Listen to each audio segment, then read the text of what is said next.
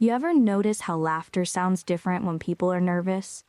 It starts high and jagged, like it doesn't know where to land. That's what I remember most about that night, the laughter before it all fell apart. It started with a party. Not a wild one. We're in our 30s, not college anymore. Just a small get-together at Dave and Marissa's house, a mid-century ranch with avocado tile and an absurdly well-stocked liquor cabinet. We all brought something. I made hummus. Ben, my boyfriend, brought craft beer and his easy charm. It was the kind of evening where you don't expect anything extraordinary, where your guard is down because you trust the people you're with. That's what made it so dangerous. We were 8. 4 couples. Dave and Marissa, the hosts, Ben and me. April and Theo newly engaged, glowing like new money. And then Sasha and Chris, who'd just come back from a healing retreat in Tulum and wouldn't shut up about breathwork. The wine flowed, so did the stories, and eventually someone suggested it.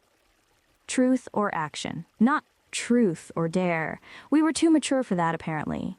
Truth or action sounded sophisticated, less like a drinking game and more like a psychological experiment. We played it sitting on the floor in a circle, candles flickering, half-drunk glasses in hand. The room was dim and warm. I could smell lavender from Marissa's diffuser and the earthy scent of red wine on Theo's breath. I remember the exact feel of the wool rug beneath my bare feet.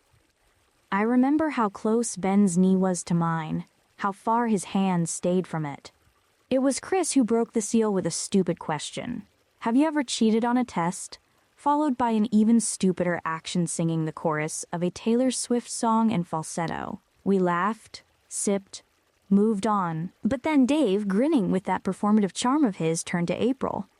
Truth or action? April looked at Theo like she always did, as if asking permission.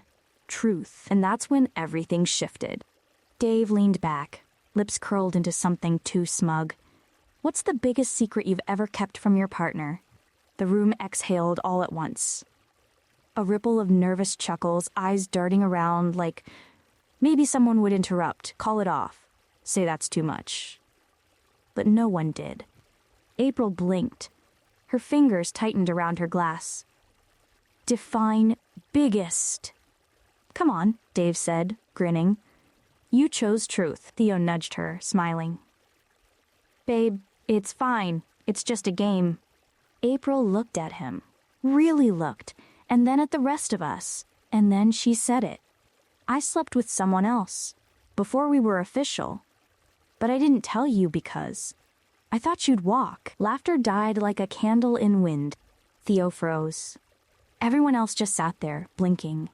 Even Ben, who normally found a way to diffuse awkwardness, just stared at his glass like it might hold the answer. Theo finally spoke. When? 6 weeks before we defined things, April said. I thought it was casual and I didn't think it mattered. Theo stood up. Just like that. Stood and walked to the kitchen. The way you walk when you're trying not to punch something. I didn't cheat, April called after him. We weren't exclusive yet. He didn't answer. Chris cleared his throat. Okay, maybe we should call it... No, Marissa said sharply, her eyes bright now. Let's keep going. Truth or action, Liv? I blinked, surprised. Me? Yeah. Let's keep it honest, right? Her smile was thin, knife-edged. I should have chosen action. I should have danced on the coffee table or swallowed hot sauce or something. But I was buzzed and shaken and suddenly wanted to prove that I wasn't hiding anything. That I was braver than April. Truth, I said. Ben's arm brushed mine, subtle. A silent, invisible tug. Marissa didn't hesitate. Have you ever had feelings for someone in this room who wasn't your partner? Silence. No laughter this time. My heart kicked. My mouth opened, then closed. I thought of the nights Ben worked late. Of the way Dave looked at me when he thought no one saw. Of how I once dreamed about him and woke with my fingers between my legs, confused, ashamed. And of how I never told Ben. I forced a smile. No, never. It was a lie. But no one called me on it. Not then. Ben, though Ben's hand didn't return to my thigh, and when I glanced at him, he wasn't looking at me. We moved on, played more rounds, laughed too loudly, The kind of laughter you make when you're drowning and don't want anyone to notice. And then it was Ben's turn. Truth or action? Dave asked, eyes narrowing. Ben looked directly at me. Truth. Dave tilted his head. Ever been in love with two people at once? My stomach nodded. Ben didn't flinch. Yes. It dropped into the room like a rock in water. I tried to keep my face still, to not react. But I could feel everyone looking at me. When? Someone whispered. Maybe Sasha. Or maybe it was just the voice in my head. Ben didn't elaborate. Just took a long sip of wine and said, next. But no one laughed anymore. Later that night, I found him on the back patio, smoking. He only smoked when he was stressed or pretending not to be. Who is she? I asked, arms crossed against the chill. He turned slowly, blew smoke into the sky. Don't do this now, he said. That's not an answer. He looked at me, and then past me. It's complicated. No, I said, my voice shaking. It's really not. He opened his mouth, closed it, took another drag. And that's when I knew it wasn't just a moment, it was a fracture, the kind you don't come back from. But I didn't cry.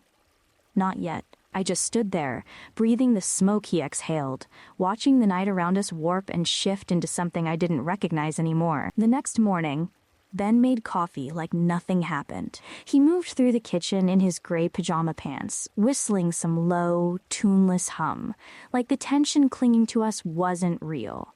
I watched him from the doorway, arms folded. He poured 2 cups, set one on the counter without looking at me. Morning, is it? I asked. Ben sighed. You're still angry. I laughed. A short, humorless bark. You admitted you were in love with someone else. At a party, while I was sitting right next to you. He looked at me now, finally, his expression unreadable. I didn't say I was, I said I have been. It's not the same. Then say who, say when, say anything that doesn't sound like you're hiding behind syntax. He didn't answer, just lifted his cup, sipped. That silence, that was worse than any confession. I called Marissa later that afternoon. I needed grounding. She always had this hard, cutting clarity that either comforted or sliced, depending on her mood. She picked up with a raspy, hungover voice. Liv.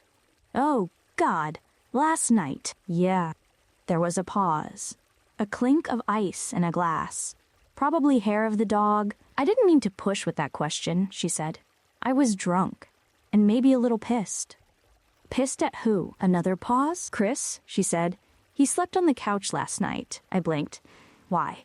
Because he told me afterward, after everyone left, that he thought April was brave, that it was good to be honest. Okay, and then he asked if I'd want to take a break. A break, Liv. Like we're in some college rom-com. I thought we were solid. I sat down on my bed. You guys have been together for 7 years. I know, and I thought I knew him. But lately he's been distant. And last night, when April confessed, I saw something shift in him, like he was jealous, like he wished he had something to confess. That got under my skin in a way I couldn't explain. I heard her light a cigarette. You think Ben's in love with someone specific? I think he's hiding something. Maybe he's hiding from himself. Most men do. I didn't respond. That evening, I met April for a drink. I needed to see her face, gauge the cracks behind the smile. She was already at the bar when I arrived, nursing a gin and tonic with lemon instead of lime. Her go-to when she felt out of control. You okay? I asked. She laughed. No, but I wanted to be honest, and now I'm paying for it. Have you heard from Theo? She shook her head. He packed a bag, said he was going to his brother's. Do you regret it? Telling the truth? April looked down at her drink. I don't know. I thought honesty would fix us. But now I feel like I just lit a match in a dry forest. She swirled her glass. The thing is, Liv, that guy? The one I slept with before Theo and I were official? That's not the full story. What do you mean? Her voice dropped. It wasn't just once. It went on for a few weeks. I stopped it when Theo and I had the exclusivity talk. But I never really forgave myself for it. And I think I've been overcompensating ever since. Playing the perfect fiancé. baking things, planning brunches, like I could erase it with enough sourdough. You could have just not told him. I tried, but every time I looked at him, I felt like a fraud. I understood that too well. That tight feeling in your chest when love turns into performance. That night, Ben didn't come home. He texted at 10:42 p.m., crashing at Jay's. Need space to think. I stared at the message for a long time. Then I scrolled up, rereading old ones. Ones where he'd called me love bug, where he told me I made the world feel less sharp. It felt like a different life. I poured a glass of wine and curled up on the couch. That's when the message came in, from an unknown number. I know about Ben. You deserve the truth. I stared at it, skin suddenly electric. I typed back, "Who is this?" The reply was instant. Let's just say someone who saw more than they were supposed to. Ask him about Wednesday nights. Ask him where he goes when you think he's working late. I felt dizzy. I typed, "Who are you talking about?" No response. Just 3 dots for a second. Then nothing. I didn't sleep. I lay awake, staring at the ceiling, heart pounding. Ben always said he had night meetings on Wednesdays. Strategy sessions for a startup, he advised. But last week, Wednesday, he came home smelling like sandalwood. Not the cologne he wears. Not even a men's scent. That same night, I'd noticed a small scratch on his neck. I'd asked. He said it was from his coat zipper. I believed him. God help me, I believed him. Now I was replaying everything. His silences. The way his phone never left his hand lately. The passwords I didn't know. The way he didn't say I love you when I said it first last Tuesday. You start to see patterns everywhere when your heart's already breaking. The next day, I did something I never thought I would. I followed him. Waited near Jay's place until I saw Ben's car pull away around 8:15 p.m. He didn't head toward our apartment. Or his office. He drove 10 minutes west to a quiet residential street. Then he parked in front of a narrow townhouse with ivy on the gate. I watched him ring the doorbell. A woman answered, tall, dark hair, barefoot. He kissed her, not friendly, not hesitant, not even furtive, like he belonged there. I didn't cry. Not right away. I think part of me had already grieved this long before I saw it. I just sat there, engine off, staring at my hands in my lap. They looked like someone else's hands. That's how this kind of thing happens, slowly, then all at once. I didn't confront him that night. Instead, I drove back home, parked, and sat in the dark for what felt like hours. The hallway light buzzed behind the frosted glass of our apartment door. My key felt heavier than usual when I slid it into the lock. I showered. Scrubbed harder than I needed to, like betrayal might lather off with enough pressure. I didn't cry, not because I wasn't devastated. I was, but because something colder had begun to set in. Numbness, the kind that feels almost productive. The kind that says, you need a plan. The next morning, I made pancakes. When Ben walked in around 9 a.m., unshaven, in yesterday's clothes, smelling like someone else's shampoo, I handed him a plate without a word. He hesitated. Liv. I smiled. Eat. You look exhausted. He sat, confused. He must have expected screaming. Instead, I poured him coffee. Rough night? I asked. Light as a breeze. He blinked. Jay and I got into it. About the app. I just needed air. Right, I said. The startup. Of course. He chewed in silence. My fork scraped porcelain. I didn't know how to say I saw you. I wasn't ready. I wanted to watch him lie. I needed to know how good he was at it.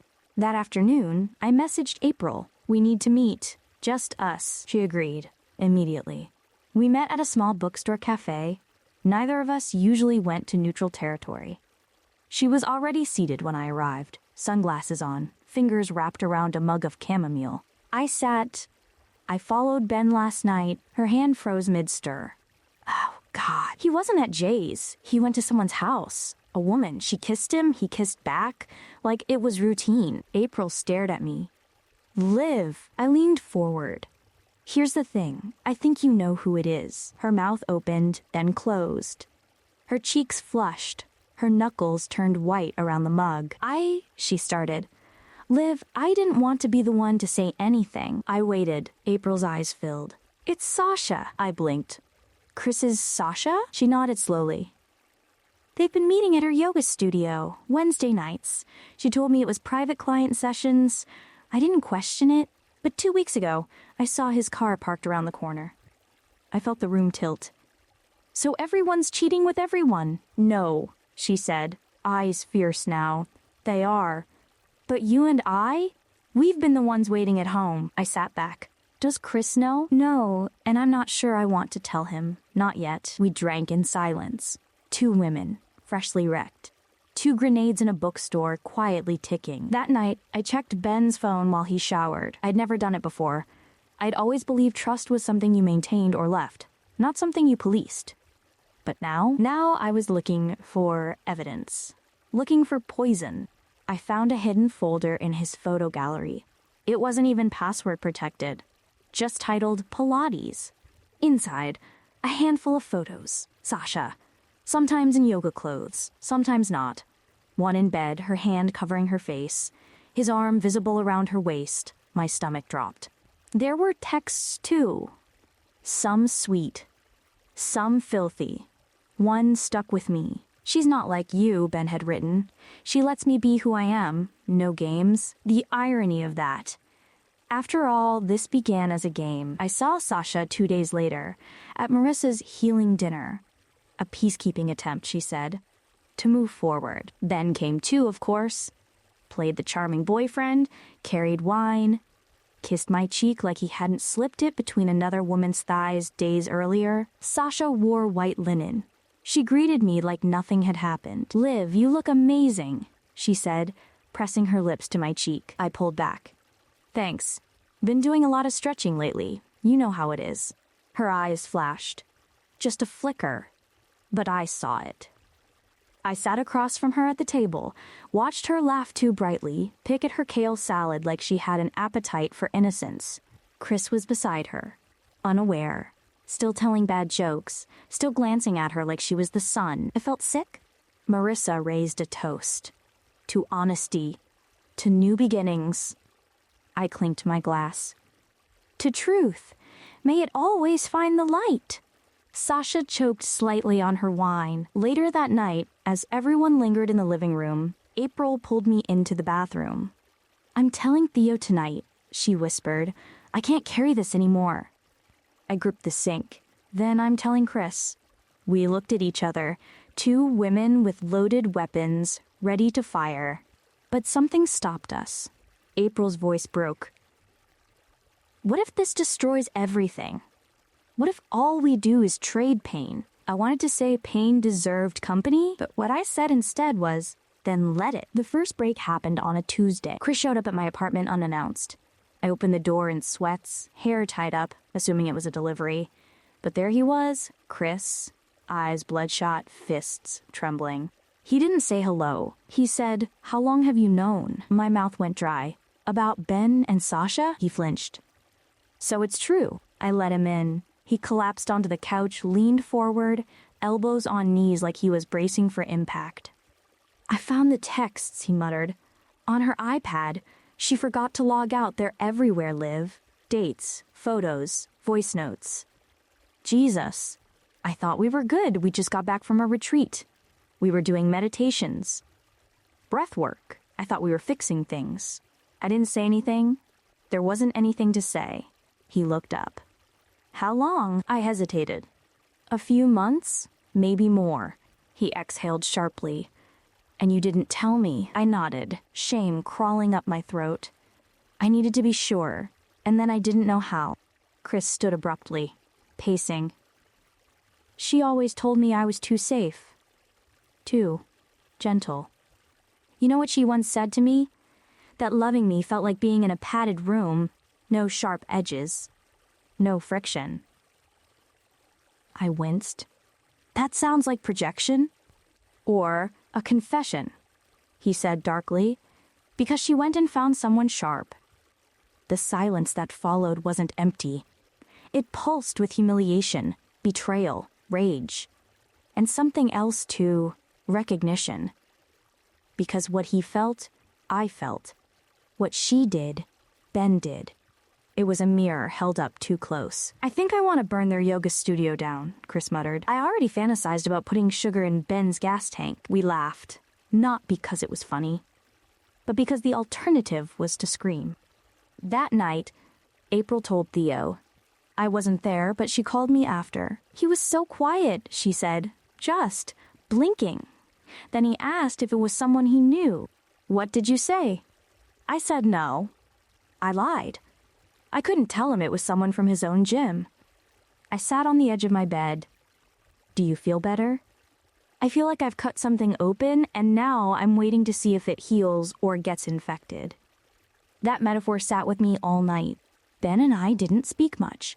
We coexisted, like strangers stuck in a waiting room. But one evening, I confronted him. Not with shouting, not with proof, just tired honesty. I know, I said, placing the wine glass down. About Sasha.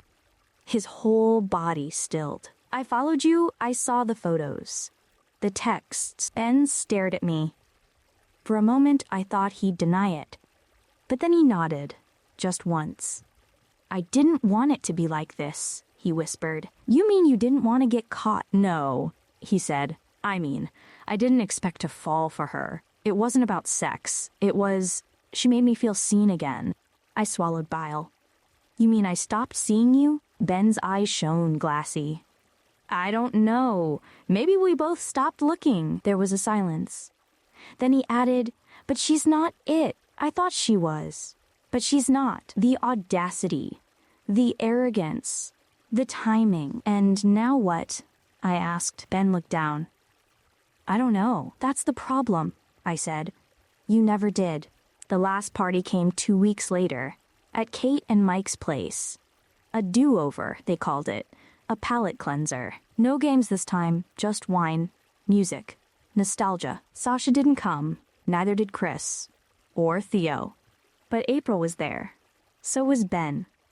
We didn't arrive together. I wore red, the kind of dress that makes people wonder if you've lost something or found something else entirely. Midway through the night, April pulled me into the hallway. I blinked. What? Theo said he still wanted us, that the truth didn't erase everything. I said I'd think about it. We both laughed. It was absurd. It was human. Then she touched my hand. And you? Are you staying with Ben? I didn't answer. Because I didn't know. You looked beautiful tonight, he said. I lit a cigarette. I don't even smoke. But it felt cinematic. I don't know if I hate you or pity you more, I said calmly. Ben nodded, as if that made sense to him. I still love you, he whispered. I turned to him. That's not the same as staying. He stepped forward. What do you want from me? I took a drag. I want the truth. Not the one you gave her, not the one you rehearsed, the real one. Ben looked away. The truth is, I think I'm broken. No, I said. You're just unfinished. And you left me waiting at the end of a sentence. We stood in the dark, the porch light flickering above us, and I realized the game never ends when the wine stops pouring. It ends when someone finally refuses to play. A week after the last party, I started packing. Not in a theatrical way. Not with shouting or threats. Just folding. Quietly, deliberately, drawer by drawer. Sweater by sweater. Ben walked in while I was sorting socks. He looked at the half-full suitcase on the bed. You're leaving? No, I said, without looking at him. I'm pausing.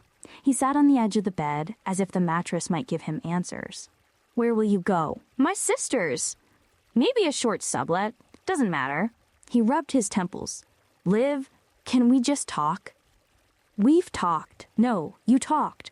I listened. I agreed. I begged, but I never got to say. I stood, sharply. Say what? That you accidentally fell into someone else's bed? That you didn't mean to write I love you to another woman? That you're still figuring it out? He looked at me. And this time, no excuses came. Just a whisper. I was afraid you'd stopped needing me. I sat back down. That's the thing, Ben. I didn't. I still don't. But I trusted you anyway. He reached for my hand. I didn't pull away. but I didn't squeeze back. A few days later, I saw Chris again. He looked older, not in the physical sense. He still had the same easy jawline, the same disheveled hair, but something in his eyes had gone dull. Burned. I moved out, he told me over coffee. She cried, said it wasn't serious, that it was just emotional. I nodded, like that's any less real. Chris looked at me. Do you ever think about revenge? I smiled. All the time. I told him the truth, all of it, even the part about the gym guy. And he still chose me. A pause.